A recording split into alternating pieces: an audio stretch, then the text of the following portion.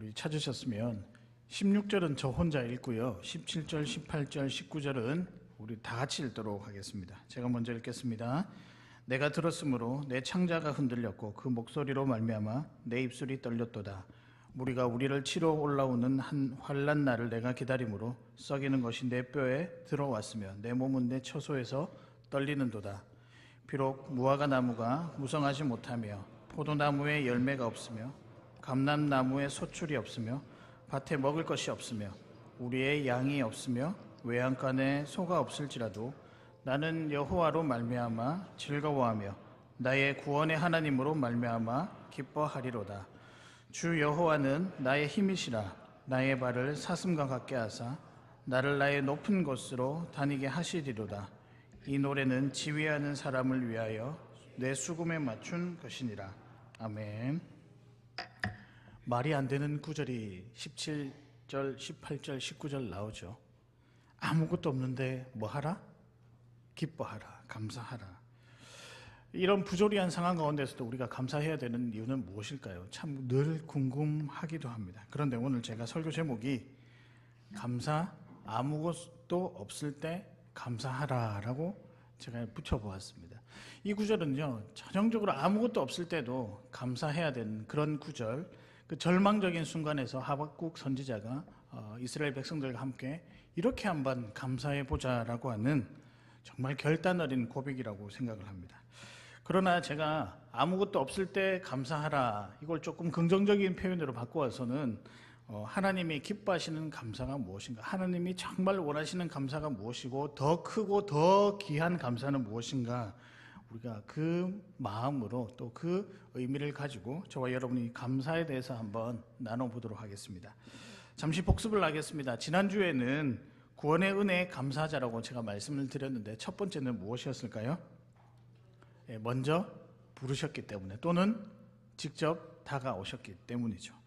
두 번째는 왜 우리가 구원의 은혜에 감사해야 될까? 그 구원이 어떤 의미여서? 너무 중요한 일이어서, 소중한 일이어서, 하나님께나 우리에게나 이건 너무 소중한 일이라는 거죠. 그래서 마지막은 주도적인 은혜로 웃는 삶을 선물로 주셔서 뭐하다? 감사하다. 그렇게 살아오셨습니까? 한 주간 웃으면서 살아오셨나요? 네, 별로 그렇지 않은 것 같아요.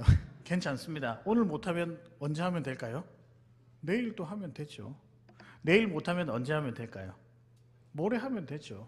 아직 시간 많습니다. 물론 주님 다시 오실 날이 언제인지는 확실히 모르지만 제가 그냥 제 혼자 생각입니다. 또 요걸 가지고 뭐 우리 목사님이 이단이네 뭐 이런 소리 하지 마시고요. 아마 제가 볼 때 시간은 좀 있을 것 같아요. 지금은 하나님의 인내의 시간. 그러나 언제 오실지는 모르지만 오늘 우리가 실패했으면 내일 정말 강한 마음으로 웃으면서 살고 감사하는 삶에 대한 도전이 저와 여러분에게 있었으면 너무 좋겠습니다. 그러고 보면 감사라는 것 참 좋기는 해도 꽤 쉬운 건 아닌 것 같습니다. 왜냐하면 나의 삶에 대한 이해와 또 해석이 있어야 되고 또 그에 따른 결단이 있어야 하는 일이기 때문입니다. 왜냐하면 우리 현실은 감사와 점점 먼 곳으로 살아가는 것 같은 느낌이 들거든요. 여러분의 삶 가운데 감사거리가 많을 것 같아요? 불평거리가 많을 것 같습니까? 뭐 각각의 사람은 다 다르겠죠. 그러나 생각보다 불평이라고 하면 제가 여러분을 너무 무시하는 것 같으니까 염려와 걱정거리가 감사보다 훨씬 많은 것 같습니다. 그래서 여러분 짧게는 감사할 수 있을 것 같아요. 그렇죠? 그러나 꾸준하게 지속적으로 매일 항상 감사할 수 있을까요? 생각보다 쉽지가 않습니다. 왜냐하면 우리 현실이 너무나도 자주 바뀌고 우리가 힘을 다해서 처리할 수 있는 그 능력이 때로는 부족할 때가 너무 많다는 거죠. 그만큼 세상이 복잡하고 세상이 주는 위협이 우리에게 강하다. 그리고 우리 대부분은요, 감사를 할 때 나의 만족과 심리적인 평안을 위해서 감사를 하지, 정말 냉정하게 생각해 보면 하나님의 은혜에 감사하는 것 생각보다 쉽지 않다는 거죠. 결국 우리가 이런 감사를 표현하면 억지 감사가 아닌가, 딜레마입니다. 감사는 참 좋기는 한데 억지로 해야 한다는 그런 상황에 놓일 때가 있다는 거죠. 그러나 오늘 이 문구 한번 기억하셨으면 좋겠습니다. 성도의 감사는요, 여러분의 일이 아니고요, 성령의 일이라는 사실입니다. 성령께서 내 안에 들어오셔서 일으켜지는 반응이 무엇이냐? 그것이 감사라는 거죠. 여러분, 갈라디아서 5장 22절과 23절에 보면 성령의 9가지 열매에 대해서 설명합니다. 오직 성령의 열매는 사랑과 희락과 화평과 오래 참음과 자비와 양선과 충성과 온유와 절제니. 이거 다 감당하시겠습니까? 이거 중에 우리 하나라도 감당하면 제가 볼 때 여러분의 인생이 바뀔 것 같아요. 생각보다 쉽지가 않습니다. 그런데 이 모든 9가지 열매에 은은하게 묻어져 있는 것이 무엇이냐고 하면 그게 감사입니다. 여러분, 성령의 9가지 열매는요, 감사를 가지고 시작할 때 누려질 수 있는 것이지, 물론 하나님께서 강권적으로 우리를 사랑하게 하고 희락하게 하고 화평하게 할 수 있지만, 그러나 우리 하나님은 너무 급작스러운 것도 썩 그렇게 좋아하시지는 않는 것 같아요. 왜냐하면 여운을 남겨야 그게 오래가기 때문이죠. 그런 의미에서 성령의 9가지 열매, 성령의 모든 행해지는 모든 모습들은 그 밑에 감사가 이렇게 어떻게 되어 있다? 깔려 있다라고 말씀드릴 수 있습니다. 그래서 여러분 잘 보면요, 감사는 나의 일인 듯 해도 누구의 일이라고요? 성령의 일이라는 거죠. 오늘은 여러분께서 반응을 조금 잘 해주시면 좋겠습니다. 왜냐하면 그래야 설교가 길거든요. 제가 열심히 달려갈 수 있도록 반응을 잘 하시면 저도 신이 나서 잘 제 시간에 마무리할 수 있을 것 같습니다. 그래서 여러분, 이 감사를요, 다른 말로 표현하면 성령의 일이기 때문에 거부할 수 없는 은혜다. 그런 의미에서 감사는 고백입니다. 고백. 그냥 감사는 말이 아니고요, 고백입니다. 우리 삶을 통틀어서 나올 수 있는 신앙 고백입니다. 근데 이런 감사도 너무 귀하고요, 또 우리가 살아가면서 예상치 못한 은혜 때문에 받는 감사도 너무 귀한데요, 우리 하나님은요, 더 귀한 감사가 있다라고 우리에게 도전하십니다. 그 감사가 뭐냐? 감사할 수 없을 때 하는 감사라는 거죠. 여러분, 이 말이 되십니까? 아무것도 감사할 거리가 없는데 감사하다. 근데 이 감사가 정말 귀하고 크다라고 우리에게 도전하고 있습니다. 저는 이 감사를 현실 속의 감사, 즉 부담스러운 감사라고 부르고 싶습니다. 왜냐하면 우리 현실을 보니 그렇게 감사할 거리들이 별로 없거든요. 눈을 뜨자마자 여러분 하나님께 감사합니다라고 혹시 고백하고 오신 분, 밤새 잘 자게 해주셔서 감사합니다. 물론 이제 우리 신앙의 선배들 되시는 우리 어르신들은 그런 고백들이 습관화되어 있습니다. 너무 좋은 습관이죠. 근데 우리가 살아가면서요, 일어나면 아이고 출근해야 되네, 아이고 또 일해야 되네, 아이고 또 돈 벌러 가야 되네. 아니 하나님 하루를 주셔서 감사합니다. 생각보다 이런 사람은 별로 없습니다. 그런 의미에서 현실 속의 감사, 부담스러운 감사라고 부르고 싶은데요, 그러나 하나님은 오늘 우리에게 이런 부담스러운 감사보다 더 크고 더 귀한 감사가 있다.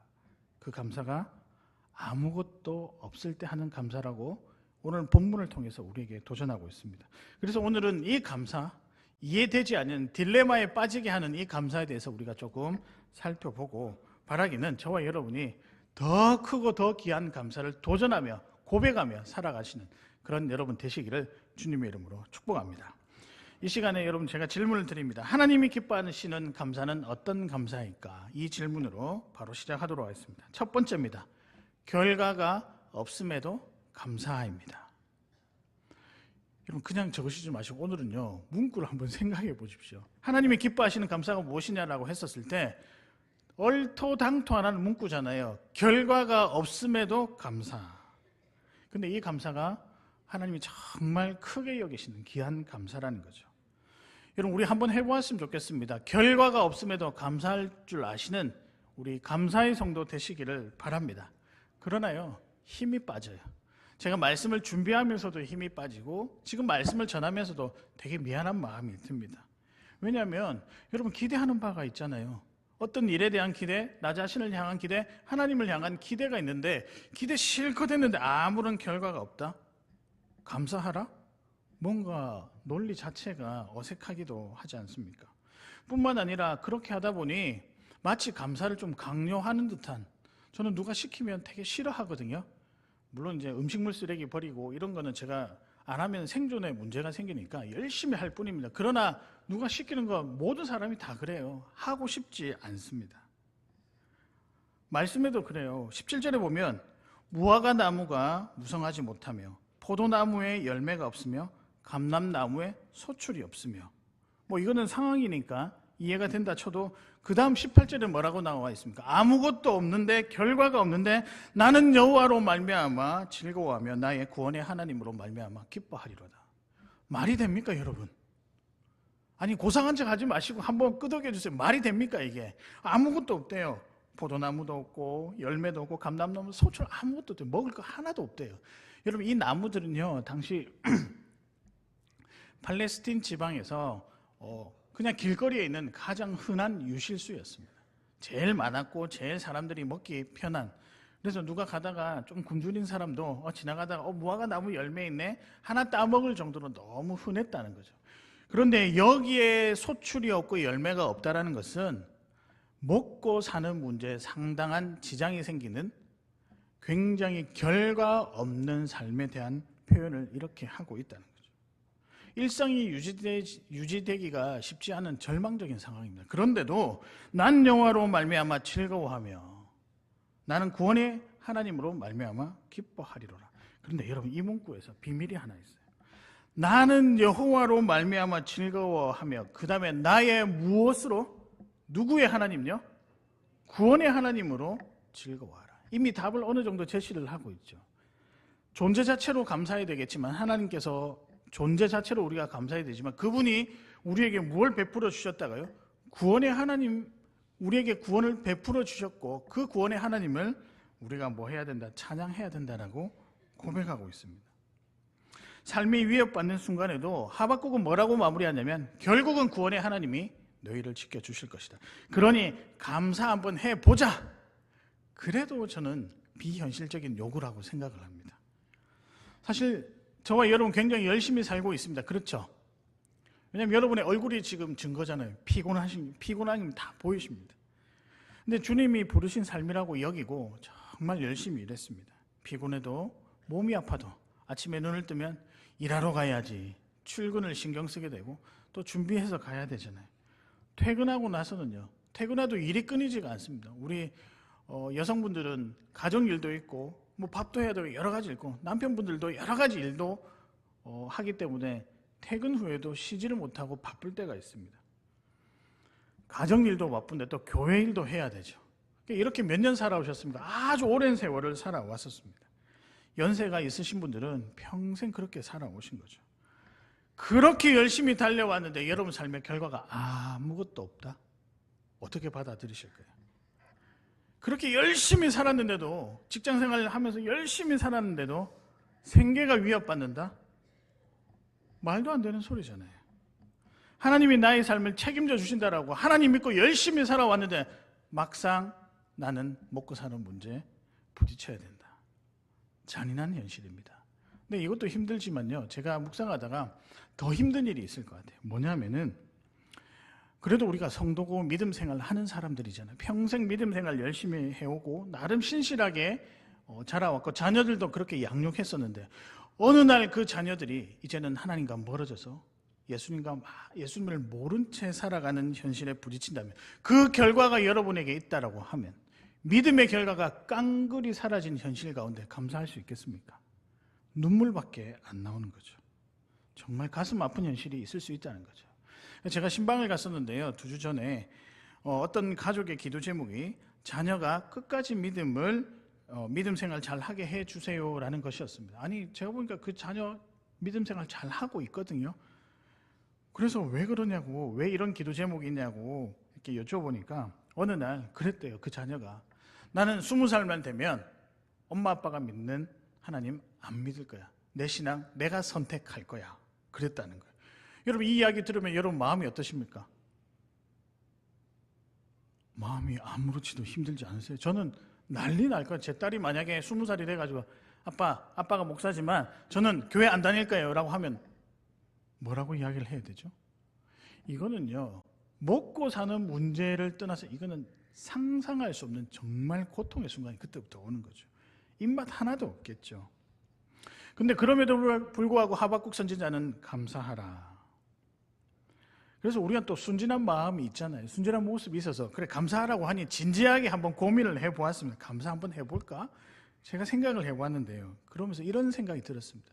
설령 내가 원하는 결과가 있다 하더라도 나는 감사하며 행복할 수 있을까?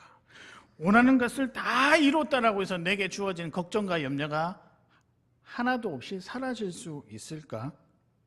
불확실하더라고요. 여러분, 우리가 열심히 일해서 열심히 일해서 우리에게 주어진 결과도 때로는 불확실할 때가 있다는 거죠. 우리 인생이 그렇더라고요.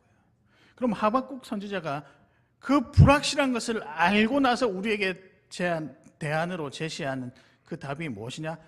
여러분, 사랑하는 이스라엘 백성 여러분, 성도 여러분, 여러분에게는 확실한 결과 하나가 있습니다라고 이야기를 하면서 그것이 여러분에게 감사거리가 됩니다라고 이야기를 하고 있습니다. 그 표현이 17절에 나오는 난 여호와로 인하여 즐거워하리. 그 다음에 나의 구원의 하나님으로 인하여 나는 기뻐하리로다. 예, 맞습니다. 제가 답을 드릴게요. 결과가 없음에도 우리가 감사할 수 있는 이유는 한 가지 확실한 결과는 하나님께서 우리에게 주셨다는 거죠. 그 결과가 무엇일까요? 구원입니다. 그래서 여러분, 오늘 제가 문구에 결과가 없음에도 감사 다음에는 사실은 오픈형 대지라고 제 혼자 나름 지어보았는데, 결과가 없음에도 확실한 결과 구원이 있기 때문에 무엇해라? 감사해라 라고 할 수 있습니다. 여러분, 로마서 1장 17절에 보면요, 복음에는 하나님의 의가 나타나서 믿음으로 믿음에 이르게 하나니 기록된 바 오직 의인은 믿음으로 말미암아 살리라 함과 같으니라. 여기 살리라라고 하는 표현을 다른 말로 바꿀 수 있는데 그것이 구원입니다. 구원. 그러니까 믿음으로 말미암아 너희가 구원을 얻음과 함과 같으니라. 물론 이런 와중에 우리의 현실을 생각하니 구원의 하나님을 언급하는 것에 대해서 제가 좀 불만이 있기는 하지만 생각을 곰곰이 해보니까요, 이제껏 우리는 쥐었다고 생각한 것이 지금까지 유지되는 거 별로 못 봤어요. 그렇잖아요. 여러분이 꽉 이건 내 것이다라고 생각했던 것이 어느 순간 사라질 때도 있고 채워질 때도 있고 왔다 갔다 하는 거예요. 예측을 할 수 없는 거예요. 근데 예측할 수 없는 그 상황 가운데 우리가 무엇을 받느냐? 상처를 받더라고요. 근데 하나님은요, 우리에게 주신 이 구원을 한 번 주시고 난 다음에 영원히 유효하다라고 가르치시면서 무엇이라고 설명하냐면, 내가 준 이 구원은 뭐하다? 변치 않고 영원한 것이다. 영원한 변치 않는 결과라는 거죠. 사랑하는 여러분, 이 하나님께서 우리에게 허락하신 것은 확실합니다. 사라지지 않는 결과입니다. 여러분 삶 가운데 부어지는 결과입니다. 한 번도 변치 아니하고 지금부터 이 영혼까지 부어지는 놀라운 인생의 결과라는 거죠. 이미 여러분 확보해 놓으셨죠? 맞습니다. 우리는 이미 믿음을 고백하기 때문에 확보를 해 놓았습니다. 그렇기 때문에 여러분, 이 사실을 가지고 우리 삶에 조금씩 구원의 감격, 구원의 은혜를 대입하다 보면요, 여러 상황 가운데서도 약간 힘이 나고, 여러 상황 가운데 도저히 이해되지 아니한 것들을 이해하게 되고요, 정말 받아들일 수 없는 일들을 받아들이면서 그것을 믿음으로 소화해내는 과정을 서서히 밟게 된다는 거죠. 그게 지금까지 그렇게 해오셨잖아요. 여러분, 그것 때문에 감사할 수 있다는 겁니다. 결과가 없죠. 그 결과라는 말 앞에 우리 결과는 없죠. 사라지는 결과, 있다가 없어지는 그 결과는 없을지, 당장 누릴 수 있는 결과는 없을지 몰라도 영원히 변하지 않은 구원의 결과는 여러분에게 있습니까? 없습니까? 있다라는 사실입니다. 그러고 난 다음에 하박국이 그 사실을 알았던 거예요. 그래서 여러분, 하박국이 뭐라고 이야기하냐면, 나의 하나님을 기뻐하리로다. 나의 구원의 하나님을 뭐하라? 기뻐하리로다. 감사한다고 고백하고 있습니다. 현실감이 아직 없으시죠? 구원의 은혜가. 그런데 여러분, 이 구원의 감격이 우리 안에 들어오면요, 같은 일을 봐도, 같은 사물을 봐도 달리 해석을 하게 됩니다. 사람을 봐도요, 미워했다가도 이해하게 됩니다. 그리고 다시 품게 된다는 거죠. 그리고 생각이 바뀌고 발걸음이 바뀌고 보는 관점이 바뀌는 거고, 무엇으로 바뀌냐? 죄인의 삶에서 이제는 드디어 의인의 삶으로 바뀌게 된다는 것이죠. 최상의 결과입니다. 우리가 받을 수 있는 최고의 결과이자 바꿀 수 없는 너무나도 소중한 것입니다. 무엇 때문에 하나님께서 우리를 구원해 주셨다는 그 일 때문입니다. 사랑하는 여러분, 때로는 여러 가지 힘든 일이 있을 수 있고 생계의 위협을 받는 일이 있을 수 있고 또 원했던 결과가 나오지 않는 일들이 있을 수 있지만 그 일은 여러분을 무너지게 하진 않습니다. 정말 구원이 없다라고 하면 그건 처절한 삶이겠죠. 그래서 여러분 감사하시길 바랍니다. 여러분 오늘 집으로 돌아가실 때 잠시 하늘을 쳐다보면서 내게 구원을 허락해 주신 그 위대하고 넓으신 그 하나님께 감사하며 살아가시길 바랍니다. 여러분 그 고백으로부터 여러분의 삶이 회복될 것이라고 저는 확신합니다. 그렇게 살아가시는 가장 확실한 구원의 결과를 얻고 감사하시는 우리 귀한 성도님들 되시기를 주님의 이름으로 축복합니다. 아멘. 두 번째입니다. 하나님이 기뻐하시는 감사는 무엇인가? 두 번째는요, 모든 소망이 사라졌음에도 감사입니다. 모든 소망이 사라졌다는 거죠. 분명히 가지고 있었는데 어느 순간 사라졌습니다. 이걸 우리가 무엇이라고 하냐면 소망이 없다. 그럼에도 감사. 첫 번째 대지도 그렇고 두 번째 대지도 굉장히 제가 작성을 하면서도 마음이 조금 부담스러웠습니다. 왜냐하면 쥐었다가 사라지는 건 너무 힘든 일이잖아요. 그러나 우리 삶 가운데 얼마든지 일어날 수 있는 일들입니다. 그럼에도 감사 가능하실까요? 근데 우리 주님이 때로는 그런 감사를 원하실 때가 있다는 거죠. 그럼 그 하나님이 그 예수님이 악한 분이십니까? 짓궂으신 분이십니까? 이유가 다 있어서겠죠. 사랑하는 여러분, 여러분 삶 가운데 모든 소망이 사라졌다 해도 감사하실 수 있는 강한 성도, 용기 있는 성도가 되시기를 주님의 이름으로 축복합니다. 근데 사실 제가 이 말씀 드리면서도 굉장히 부담스러워요. 왜냐하면 맞지 아니하는 일들을 지금 이야기를 하고 있으니까요. 오늘 본문을 보면요, 앞선 무화과나무, 포도나무, 감람나무는 흔히 구할 수 있는 또 흔히 우리가 볼 수 있는 유실수라고 했습니다. 그래서 먹고 사는데 굉장히 필요한 것들입니다. 그런데 그것도 없다는 것도 굉장히 절망이거든요. 근데 더 큰 절망이 그 다음 구절에 나옵니다. 17절 하반절에. 이거는 미래에 대한 소망, 소망이 없다라고 하는 표현입니다. 17절에 보면 우리의 울타리죠. 우리의 양이 없으며 외양간에 무엇이 없다고요? 소가 없다는 거예요. 여러분 이거는 평생 자산이에요. 미래 자산입니다. 우리로 치면 땅이나 부동산 같은 노후 대비용 자산입니다. 얼마나 열심히 모았을까요? 평생을 열심히 모았을까요? 여러분 이거는 단순하게 무화과나무와 감람나무와 포도나무처럼 하루하루 생계를 위한 그거 차원이 다른 문제예요. 이게 만약에 없어지면요, 여러분 영혼과 여러분 삶에 끼치는 이 데미지는 엄청나게 큰 거예요. 그 정도로 중요하게 생각하는 그 미래 자산이 지금 뭐하다고요? 하나도 없다라는 겁니다. 미래가 불투명하죠. 소망이 없죠. 먹고 사는 일도 중요하지만 소망 자체가 사라진 것, 이건 차원이 다른 문제라고 할 수 있습니다. 어떤 분들이 말씀하시기를요, 아니 목사님 먹고 사는 문제는요 국어를 해서라도 해결할 수 있겠지만 내일이 없다는 것은 이것은 그 자체로 끝이다, 죽고 싶다, 그 생각밖에 안 된다고 하시더라고요. 소망이라는 것이 그만큼 우리 삶에 주는 마음의 평안과 은혜가 있다는 거죠. 그러나 이것도 사라진다는 거예요. 이 와중에 감사할 수 있겠습니까? 전 누군가 감사한다 그러면 제가 말리고 싶어요. 감사하지 마세요. 불가능한 거예요. 그렇다고 제가 여러분이 가지고 있는 재산 다 소용없으니 재산 모으는 일에 너무 힘들이지 마십시다, 이 말씀을 드리려는 것은 아닙니다. 저는 그런 생각도 추호도 없고요. 저는 여러분이 열심히 일해서 재산 많이 늘리는 거 좋아하는 사람입니다. 여러분의 자유고 여러분의 노년을 위한 열심이라고 저는 생각을 합니다. 그래서 절약하고 저축하고 투자하는 거예요. 그러나 때로는요, 이게 하늘 소망이 아니라 우리 소망, 자기 소망이 될 수 있다는 거죠. 그러나 그 자기 소망은 스르르 빠져나갈 경우도 종종 있다는 것도 여러분 같이 기억하셨으면 좋겠습니다. 물론 회생의 기회도 있겠죠. 빈도수가 적어서 그렇지 물질이 없어가지고 다시 회생할 수는 있겠죠.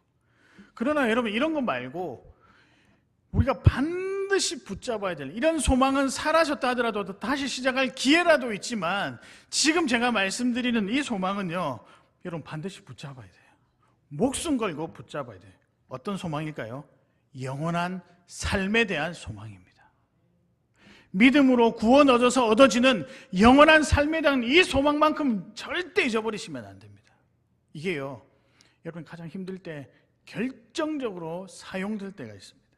차원이 다른 문제입니다. 저는 이것을 잊어버린다라고 상상하니 여러분 이거는 마음이 너무 힘들어지는 거예요.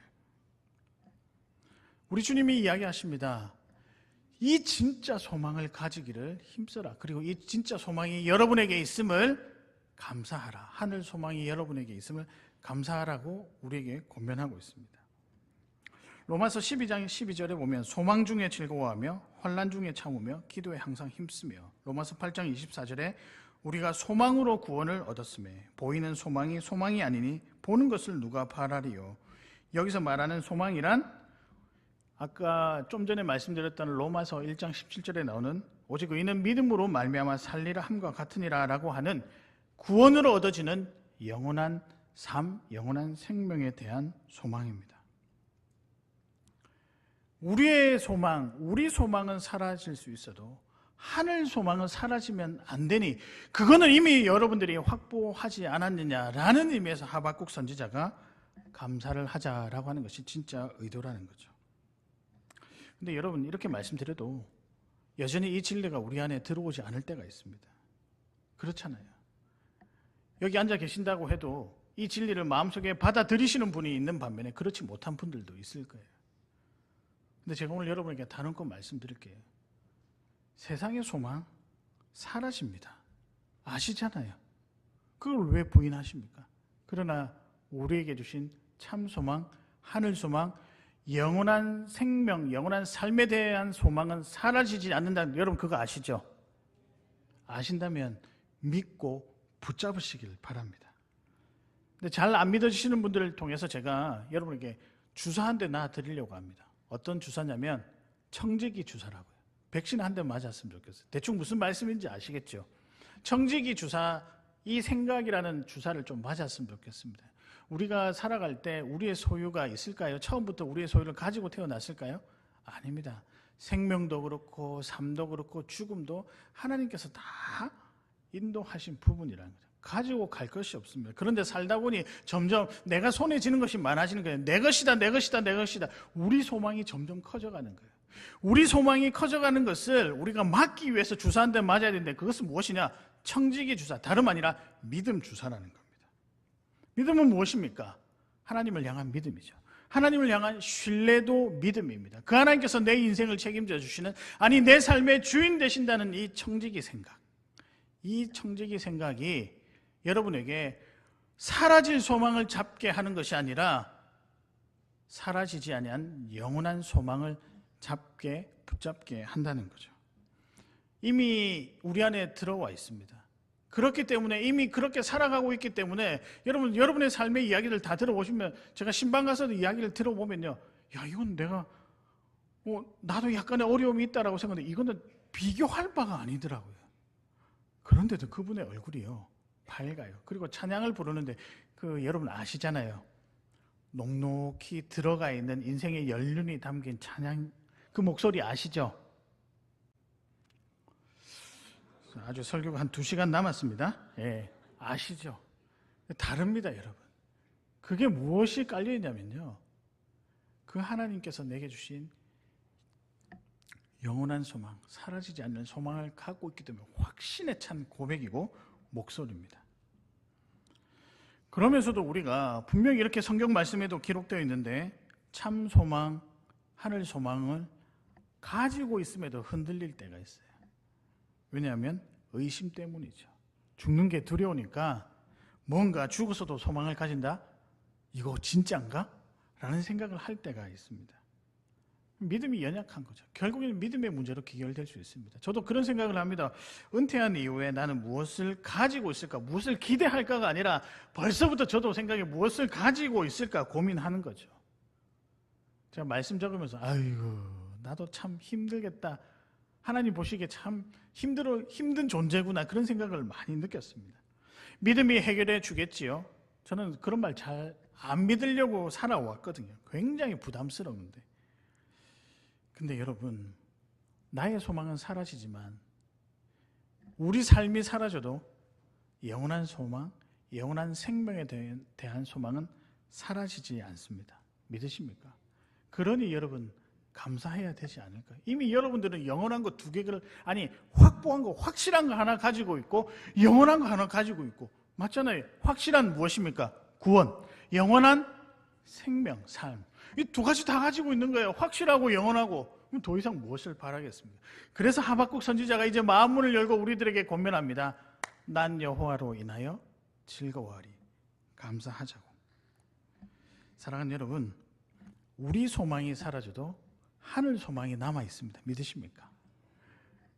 그래서 여러분, 소망이 사라져도 모든 소망이 사라졌음에도 감사하실 줄 아시는 귀한 여러분 되시기를 주님의 이름으로 축복합니다. 마지막입니다. 마지막은 제가 여러분에게 드리는 한 주간의 숙제입니다. 우리 교회에서 내준 숙제는 검사도 안 하니까 여러분 편하시잖아요. 숙제입니다. 숙제는 뭐냐? 따라 하실까요? 나는 여호와로 인하여 즐거워하리. 제가 즉석에서 생각을 했는데 숙제를 제가 좀 드리겠습니다. 하루에 요거 10번만 외쳐볼까요? 물론 검사는 안 합니다. 양심에 맡길게요. 근데 여러분 살아가시면서 오늘 내가 결과가 없음에도 모든 소망이 사라졌음에도 내게 주시는 확실한 것과 영원한 것 하나 붙잡았으니 그래 나 한번 좀 감사하면서 살아보자. 난 여호와로 인하여 즐거워하리. 일어났는데 난 여호와로 인하여 즐거워하리. 난 여호와로 인하여 즐거워하리. 옆에 가족들이 이상한 사람이다 하고 반응 나오면 여러분 숙제를 제대로 하신 겁니다. 그런 결단이 있었으면 좋겠습니다. 우리 한번 외쳐보실까요? 나는 여호와로 인하여 즐거워하리. 근데 여러분 표정이요. 이거예요. 지금 문구는 굉장히 긍정적인데 여러분 난 여호와로 인하여 무섭게 하지 마세요. 다시 한번 해볼까요? 나는 여호와로 인하여 즐거워하리. 예, 맞습니다. 오늘 이런 찬양도 있죠. 이 문구에 따라서 우리 아까 그 찬양팀하고 같이 불렀는데 무화과 나무 잎이 마르고 포도 열매가 없으며 감람나무 열매 그치고 논밭에 식물이 없어도 우리의 양떼가 없으며 외양간 송아지 없어도 난 여호와로 인하여 즐거워하리. 보통 고백이 아니죠. 요거와 똑같은 맥락에서 고백이 하나 있습니다. 그리 아니하실지라도 나는 감사해요. 여러분 이게 박수치고 부를 노래가 찬양이 아니라고 말씀드렸죠. 다니엘이 사자굴 아래 그 불구덩이 들어가기 직전에 자기는 죽어도 그래도 난 여호와를 찬양하겠다. 엄청난 고백이라는 거죠. 제가 오늘 저와 여러분이 그 나중에 부르실 헌신 찬송도 한 주간 생각하시면서 우리 성도님들, 이제는 제가 성도님들 얼굴을 다 외웁니다. 아직까지 머리 스타일이 거의 비슷하신 우리 뒷모습은 아직까지 제가 구분을 못해요. 그분인가 저분인가. 근데 한 분 한 분 얼굴이 다 떠오르더라고요. 오늘 함께 떠오르는데 그 중에서 이 문구가 너무 마음에 와닿아서 여러분에게 위로하고 싶은데 오늘 후렴에 보면 매일 마주한 슬픔을 견뎌나가며 주 예수의 마음을 닮아가네. 두려운 걸음마다 주가 동행하니 주 의지하며 언제 걷냐고요? 오늘을 걷네. 물론 아직까지 우리가 웃을만하고 감사할 만한 여유는 별로 없는 것 같습니다. 근데 예전에 제가 아시는 분이 이렇게 이야기하시더라고요. 억지로라도 감사해봐라. 감사거리가 생길 거야. 안 믿거든요. 저같이 논리적이어야 되고 이해가 되어야 되고 합리적인 사람들은요 이런 말 잘 안 믿습니다. 근데 여러분 참 놀라운 사실은 머리는 이해가 가지 않은데 마음은 따뜻해 오더라고요. 저는 이게 성령께서 우리에게 주신 신비라고 생각합니다. 아무리가 지식이 있어도 마음으로 모든 것을 녹일 수 있고 이해할 수 있다는 거죠. 그런 의미에서 우리 주님께서 주시는 이 감사의 능력이 있습니다. 믿으실까요? 살면서 많이 느낍니다. 하박국 선지자가요, 그 처참한 상황 가운데서도 그가 뭐라고 마지막에 그 하나님을 발견하게 되고 그 하나님을 구원의 하나님, 확실하고 영원한 것을 주신 그 하나님 발견하게 되니까 뭐라고 고백했냐면 19절에 주 여호와는 나의 힘이시라. 나의 발을 사슴과 같게 하사 나를 나의 높은 곳으로 다니게 하시리로다. 하박국이 만난 하나님 네 가지로 제가 설명을 드리고자 하는데, 첫 번째는 그가 구원의 하나님을 만났다는 거죠. 유일하게 베풀어 주시는 구원의 하나님, 하나님만이 주실 수 있는 그 하나님을 그 고난 가운데 만났다는 거죠. 아무것도 없는 처절한 상황 가운데. 두 번째는요, 나의 힘이 되시는 하나님, 연약한 나도 사용하고 들어쓰시는 그 하나님을 발견했고요. 세 번째는 어려움을 피할 수 있도록 해주시는 하나님. 사슴이라는 표현은요, 당시 전쟁터에서 가장 빠른 기동력을 상징하는 동물이었습니다. 즉 환난을 빠르게 피하게 하실 수 있는 하나님이 저와 여러분이 믿고 있는 하나님이십니다. 그리고 맨 마지막에는 나를 높이시는 하나님. 그래서 결국에는요, 우리 하나님께서 감사를 통해서 우리를 어떻게 하신다고요? 회복시킨다는 거예요. 참 놀랍지 않습니까? 하나님이 영광 받았는데 우리가 하나님께 감사를 올려드리잖아요. 그럼 하나님이 영광 받았는데 고스란히 그 영광 받은 결과는 누구한테 온다는 거죠?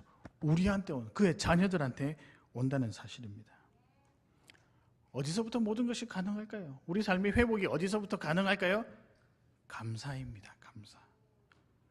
사실 제가 처음에 제목을 붙일 때 불가능한 감사라고 했다가 너무 우리 성도님들한테 소망을 그냥 뺏어버린 것 같아서 조금 바꿨는데, 바꾸고 나도 더 힘든 것 같아요. 아무것도 없을 때 감사.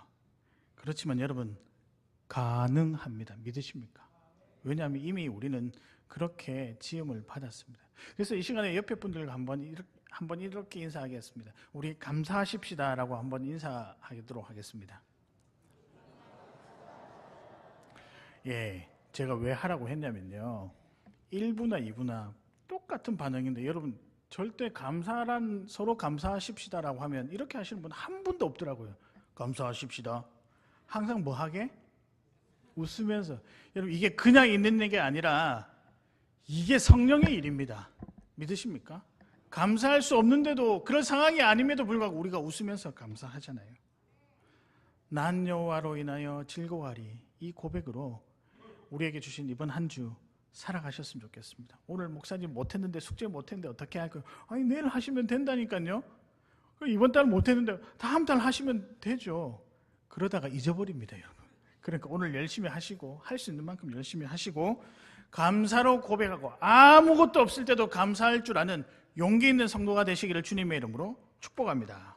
말씀을 정리하겠습니다. 오늘의 말씀은 아무것도 없을 때 감사입니다. 하나님이 기뻐하시는, 더 크게 생각하시는 감사는 무엇일까? 첫 번째는 결과가 없음에도 감사. 그러나 괄호 열고 확실한 결과 있기 때문에 감사한 거죠. 두 번째는 모든 소망이 사라졌음에도, 그러나 영원한 소망인 영원한 생명이 있기 때문에 감사. 마지막은 숙제입니다. 나는 여호와로 인하여 즐거워하리. 10번. 그렇게 살아가셨으면 좋겠습니다. 이번 주부터 날씨가 추워지는데요, 되게 움츠려 드시는 것 같죠. 또 경기가 다 어렵다고 합니다. 먹고 사는 문제도 걱정을 해야 되죠. 그래도 우리 성도님들 일어나셨으면 좋겠습니다. 할 수 있습니다. 우리가 하는 게 아니라, 감사는 누구의 일이라고요? 성령의 일이기 때문이죠. 이 은혜로 살아가시는 귀한 여러분 되시기를 주님의 이름으로 축복합니다. 은혜로 날 보듬으시고, 이 찬양 가사가 너무 좋아요. 그래서 집에 와서 유튜브로 한번 들어보시고요. 여러분 같이 불렀으면 좋겠는데, 특별히 후렴 부분에서 여러분 살아오신 세월들을 꼭 생각하시면서 눈물 흘릴 때도 많았지만 함께 하셨던 그 하나님 생각하시면서 찬양하시는 여러분 되시길 바랍니다.